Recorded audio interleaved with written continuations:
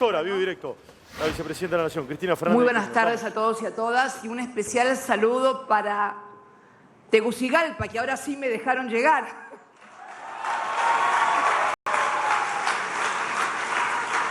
La verdad que todavía recuerdo aquellos días allá por el año 2009 en Washington, en la sesión de la OEA, cuando eran otros tiempos, claro, la OEA se ponía al frente para defender las democracias en América Latina y no para voltearlas. Y recuerdo al compañero Miguel Ángel Insulza, chileno, votado 2 veces secretario general de la Organización de Estados Americanos, Fernando Lugo, ¿qué tal? ¿Cómo estás? Estábamos también con Fernando, los dos, expresidente del Paraguay, que está presente junto a Dilma.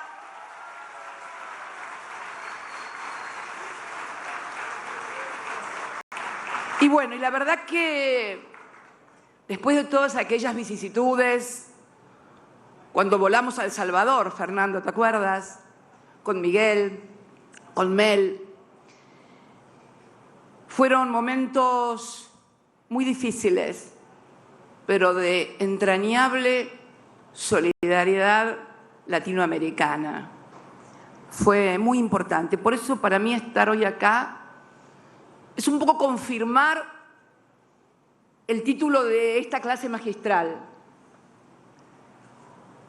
Los pueblos siempre vuelven. No solamente lo recordé con Xiomara, lo recordé también hace pocos días, luego de la elección en la hermana República de Chile. Ahora bien, pensar en esto, los pueblos siempre vuelven, ¿es una categoría de pensamiento político universal? No. Es una categoría de pensamiento político latinoamericano. ¿Y por qué? Porque es muy difícil por allí, en otras latitudes, imaginar estos avances y retrocesos, Héctor, también, porque es cierto que el pueblo siempre está, pero cuando hablamos de los pueblos siempre regresan, lo hacemos desde esta perspectiva, desde que hoy Xiomara Castro de Celaya sea presidenta de la República Argentina, lo hacemos desde la perspectiva que luego del golpe militar contra Evo Morales, el MAS, a través de Lucho Arce, su presidente, haya vuelto a la presidencia. Porque la historia de nuestro continente es una historia de avances y retrocesos. Desde el fondo de la historia, de cuando fuimos colonizados por las potencias europeas y se alzaron contra esos procesos de colonización, primero los pueblos originarios, Lempica, Tupac Amaru y tantas otras rebeliones y revoluciones indígenas, que sin embargo fueron aplastadas.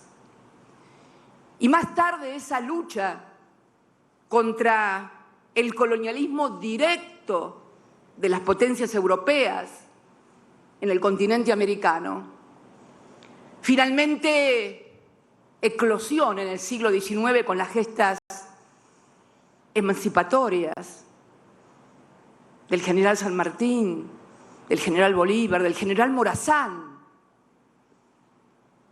Verdaderos libertadores. Es una liberación política, pero hecha con armas. Porque primero habían sido derrotados políticamente, la gente no quería vivir más en la colonia. Y finalmente estos grandes hombres, estos grandes libertadores, liberan a sus pueblos de ese colonialismo directo, donde éramos colonia y dependíamos de lo que decía la metrópoli a miles de kilómetros de distancia, atravesando los mares. Fíjate, Héctor, y todos los que hoy estamos acá, desde aquellos pueblos originarios que habían sido aplastados, a estos hombres que muchas veces tenían un origen europeo y habían sido formados en academias militares, en universidades europeas, pero que se hacen cargo de su patria, de su pueblo y cumplen el mandato histórico: liberar a los pueblos. Y esto sucede acá, sucede en toda Latinoamérica, en Centroamérica, en la América del Sur, y se termina en el siglo XIX ese colonialismo directo, voraz, sanguinario, que se había impuesto en estas tierras. Y alumbra el nuevo siglo, el siglo XX, y también surgen distintas formas de dominación, no ya tan directas, no ya tan evidentes, sino fundamentalmente vinculadas al sojuzgamiento económico de los pueblos. Y también vuelven a surgir lo que yo llamo la oleada de los movimientos nacionales y populares que caracterizan a todo el siglo XX en toda la región. Sandino, en Nicaragua, Jacobo Arbenz, allá en el sur, el peronismo. Esta es la primera mitad del siglo XX, donde se conforma un perfil que muchas veces no es entendido, porque claro, se pretende analizar lo que pasa en un continente como Latinoamérica, como Centroamérica, como la Suramérica, se pretende analizar estos fenómenos sociales, políticos y económicos con las categorías de pensamiento europeo. Y claro, es como que yo intentara de repente analizar lo que pasa muy lejos de acá, con las categorías de pensamiento que tenemos nosotros, en el Medio Oriente o en el Asia, etc.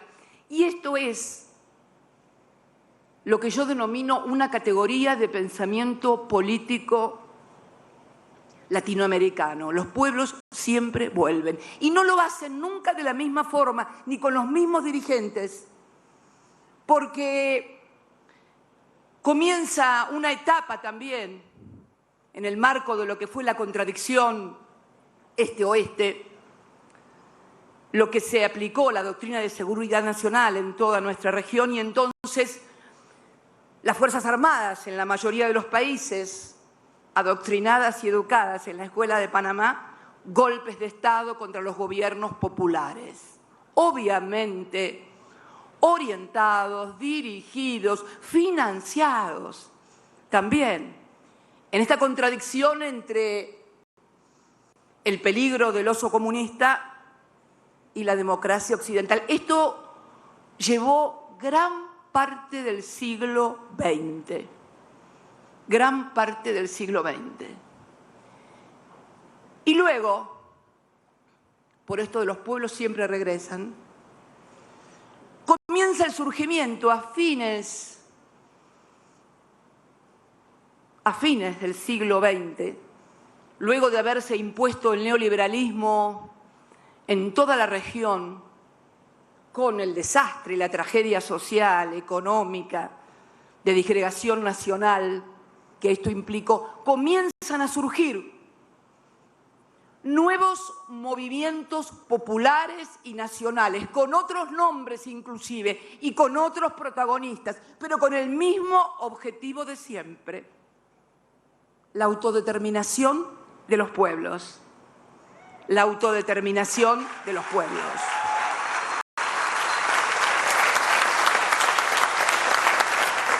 Y así comienza en Venezuela,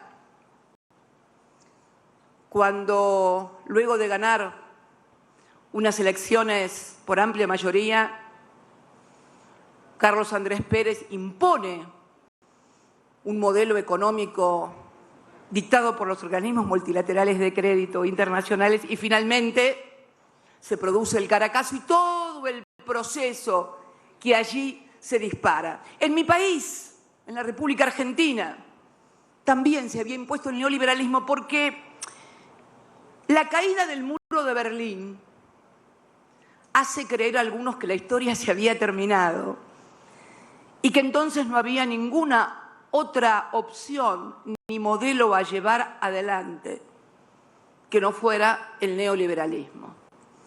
Sin embargo, comienzan a surgir, lo que hablabas vos, Héctor, recién, la resistencia de los pueblos, y comienzan a surgir nuevos liderazgos, nuevos movimientos, nuevos espacios políticos, porque la característica de esto de que el pueblo siempre regresa en la América Latina no siempre tiene la misma forma en todas las décadas y en todas las etapas, sí siempre tiene los mismos objetivos. Y entonces comienza un proceso virtuoso, y un proceso virtuoso que puede ser medido en lo que se debe medir la virtud en la gestión de gobierno, que es mejorar la calidad de vida de los pueblos, que la gente pueda tener salud, educación, estudios.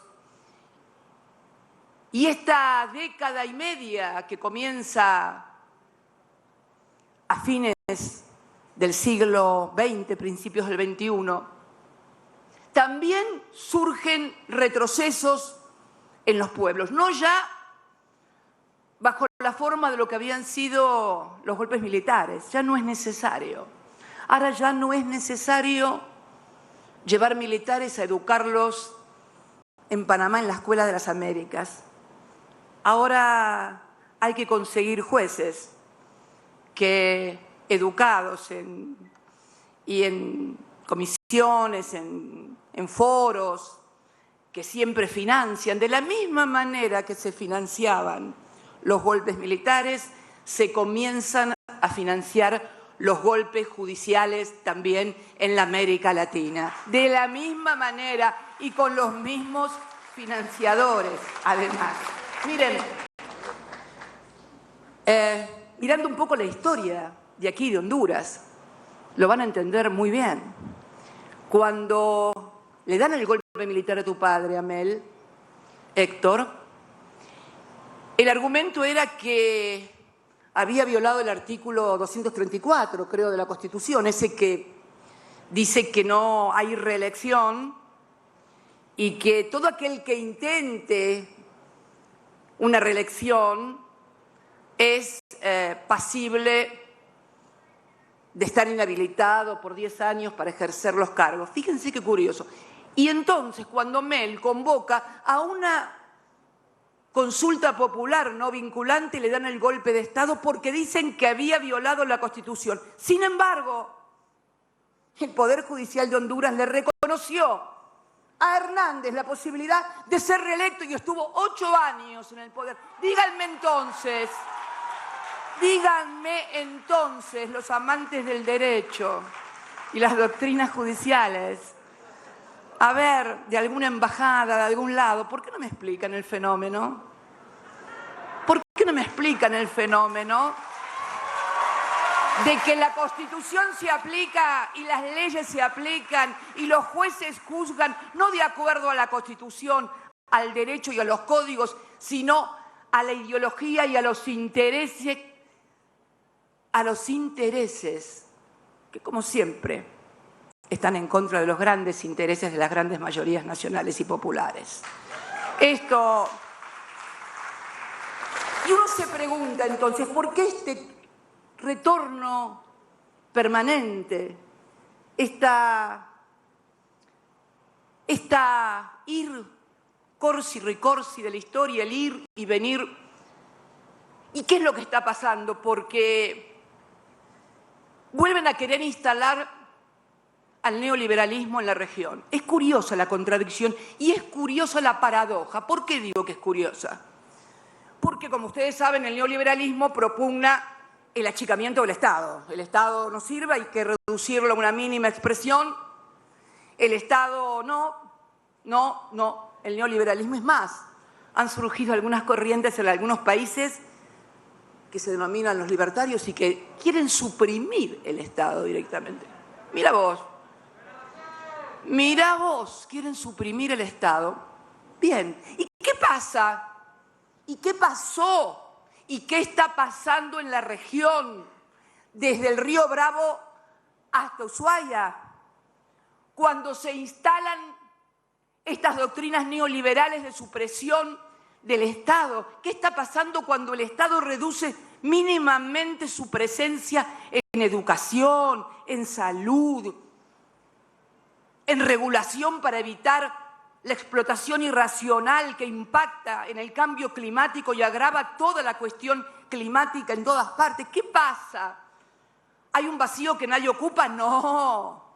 La política tiene las mismas reglas que la física, por lo menos en algunas cosas. Todo vacío es ocupado. ¿Y por quién? ¿Por quién se ocupa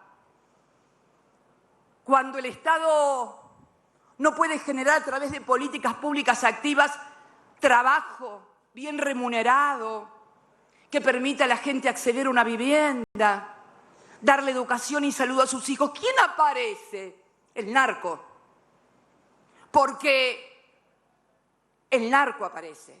Esto, mira, yo me acuerdo, Dilma, no me acuerdo de una reunión que tuvimos, Fernando, hace muchos años, Néstor todavía estaba, y charlando con otro presidente de la región, con Álvaro Colón, me acuerdo que contaba cómo el narco le iba ocupando la región porque era el que construía escuelas que él desde el Estado no podía construir porque no tenía recursos, porque tenía que aplicar las políticas de ajuste que dictan los fondos, bueno, que dictan, digamos, para evitar los organismos multilaterales de crédito.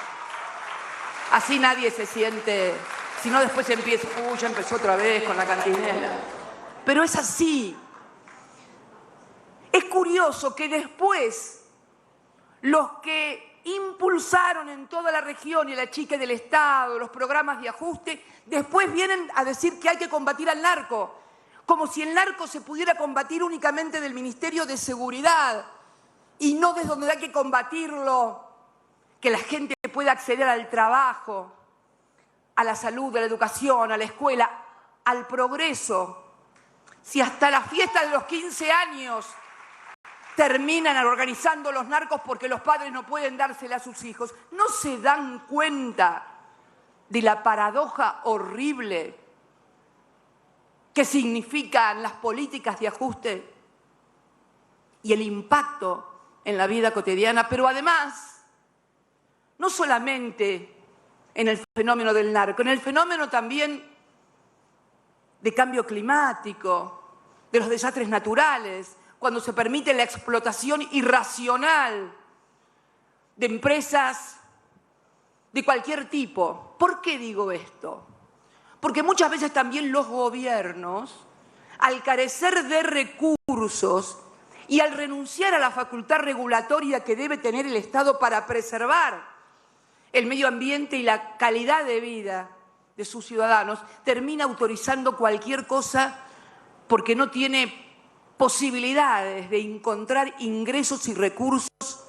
Y ya se sabe, cuando alguien viene a invertir exige determinadas condiciones, y también se sabe que cuanto menos se invierte en seguridad ambiental, más rentabilidad tiene cualquier emprendimiento. O sea, si un empresario va a ganar plata, porque también tiene que ganar plata, por supuesto, cuanto menos inversión tecnológica haga para preservar la calidad de vida, el medio ambiente, etcétera, más rentabilidad va a tener. O sea,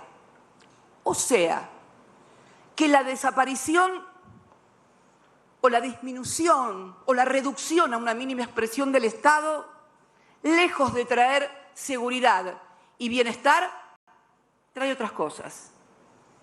Y que la falta de regulación y de presencia del Estado para controlar cómo se hace la explotación comercial en materia minería, petrolera, etcétera, y no es porque no se pueda hacer, no estoy diciendo eso. Fíjense Noruega, que tiene plataformas petroleras en el mar, pero tiene condiciones de seguridad por una inversión tecnológica formidable, porque claro, la seguridad y la inversión tecnológica demanda dinero. Claro, en lugar de ganar 1.000 millones y concentrar cada vez el ingreso, por ahí tienen que ganar 500 o 200, pero nunca dejan de ganar. Entonces creo que el gran desafío que tiene nuestra región en particular, y creo que también el mundo en definitiva, es ver cuáles son los graves problemas que hoy acechan a todos, porque además, y esto me ha tocado charlarlo cuando era presidenta con importantes empresarios mexicanos, que por ejemplo me decían, y no voy a decir quién, pero importantísimos empresarios mexicanos, que me decían, nosotros nos quedamos con las armas y los muertos, y ellos se quedan con el dinero y las drogas. Porque también la otra cuestión que vamos a tener que empezar a discutir en serio a nivel global, si queremos combatir el narcotráfico, es que los bancos de las grandes potencias dejen de lavar las formidables fortunas que hacen los narcotraficantes. Porque, mi querido Héctor, mis queridos amigos y compañeros, yo estoy segura que acá no. Y si no, fíjense lo que fue la crisis, Dilma, ¿te acuerdas de los bancos mexicanos? ¿Cuál fue la crisis? Bueno, que los bancos de un poquito más arriba que México eran los que querían lavar el dinero del negocio del narcotráfico. Esta es tenemos una expresión en la República Argentina que a mí me gusta mucho utilizarla, y que es la verdad de la milanesa. Cuando decimos, bueno, mirá, ¿cómo es? Esto es la verdad de la milanesa. Esta es la verdad de la milanesa, de lo que pasa hoy en la lucha con el narcotráfico, hoy en la lucha ambiental, la desaparición y la renuncia del Estado a intervenir para preservar.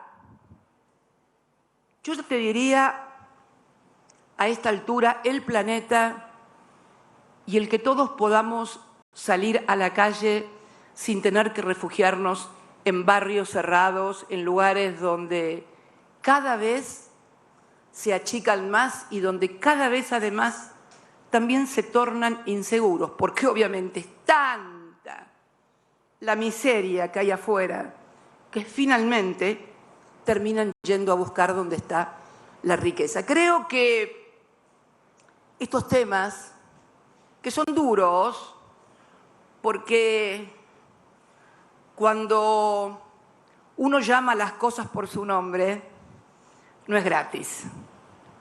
Es un mundo que cobra muy caro a todos aquellos y a todas aquellas que mencionamos a las cosas por su nombre y no recurrimos a eufemismos cuando se abordan los problemas y cuando se deben abordar en serio. Por eso, la verdad que me sentí muy honrada de venir a compartir con ustedes, hondureños y hondureñas, un momento de felicidad tan grande como el que mañana van a vivir. No solamente una mujer, por primera vez, es difícil decirle, ahora voy a hablar con Xiomara, creo que dentro de un rato, y le voy a contar que no es fácil ser presidenta mujer, porque todavía hay en nuestras sociedades y en nuestros propios, muchas veces, compañeros, o compañeras, aunque parezca mentira, cierto resabio de la sociedad patriarcal que nosotros le llamamos también, en algún modo en la Argentina, machismo. Y es muy difícil porque cuando una mujer, además de pintarse, peinarse o ponerse un atuendo para venir aquí, además piensa y sobre todo se atreve a decirlo en voz alta lo que piensa y tomar decisiones, bueno, se lo perdonan bastante menos que a los hombres. Miren, quiero contarles algo. Al principio, en el año 2007, cuando me toca asumir como presidenta, 2007, 2008, yo le decía a Néstor, a mi compañero, estas cosas que además era un tema de machismo, de por qué era mujer. Él me decía, no, no, no. Poco tiempo antes de partir, me reconoció que tenía razón. Esto también, además de por las ideas, por los intereses que se afectan, etcétera, etcétera, fundamentalmente también es por tu condición de mujer, no lo duden. Por eso va a ser muy difícil y yo espero que todos ustedes y todas ustedes ayuden mucho a la compañera Xiomara, porque le espera una tarea difícil, doblemente difícil por ser mujer, pero estoy absolutamente convencida de que la va a poder llevar adelante porque la vi salir a pelear por quien era su compañero, a pelear por la democracia aquí en las calles, y la vi ir una y otra vez y venir, y finalmente mañana la vamos a ver jurar